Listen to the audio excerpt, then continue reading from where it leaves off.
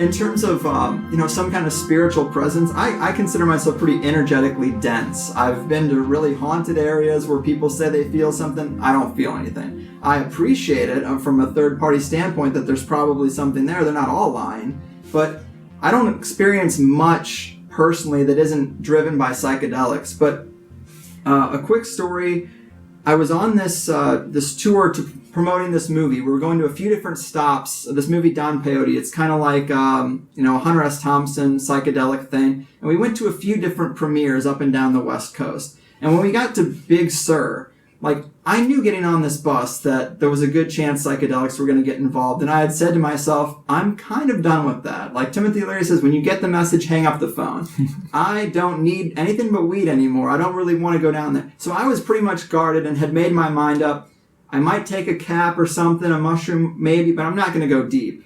And the world had other plans for me, man, because I'd never done LSD. I'd done a lot of things, not LSD in particular. And we get picked up by this mom and daughter, and they're driving us through the woods of Big Sur. And then they tell us that they're on LSD, that they had found at a concert. And I'm like, you're driving us on LSD with your daughter?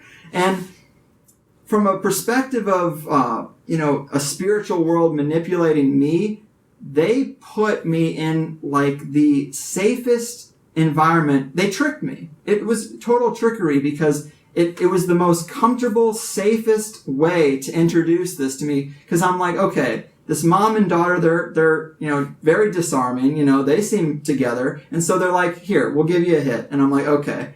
40 minutes later, I don't feel anything. They give me another hit. I take 5 hits of this acid. And then it's the second I'm separated from the group, it all hits me like a ton of bricks and I'm way out of my mind and I'm at a level I did not want to get to. And I felt like when I reflect back on that, I felt played from a higher level.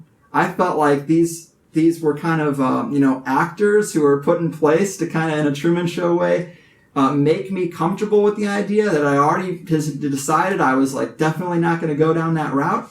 And when it was all said and done at 3 o'clock in the morning, when everybody's passed out and I'm wide awake and peaking on acid, I look up at this particular star, and this star basically in a consciousness to consciousness way was like, hey man, what's going on? Here's what's going on in my entire life. And I saw, time was going, who knows how much time it took, but a star walked me through the timeline of its existence and the planets that have been revolving around it. And we had life pop up on this one for a little while and then it went away.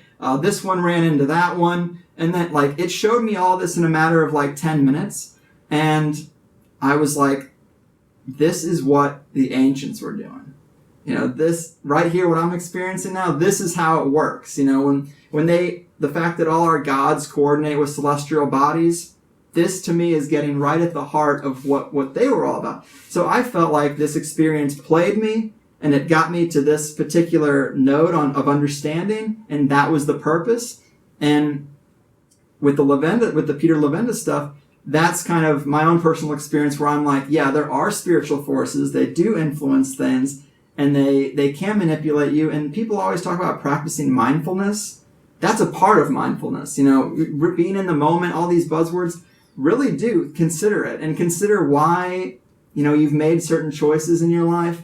And you'll find that there are puppet strings on us in all kinds of ways. Spiritual, conspiratorial, there's a lot going on that people are not paying attention to, but that whole experience to me was like, okay, I get a lot of what, when you see these pyramids aligned to Orion's belt and you see these references to the stars, okay, now I see how they could actually communicate. And that's maybe an animist perspective that all living things have a consciousness, and how could you communicate with a star, you stupid hippie?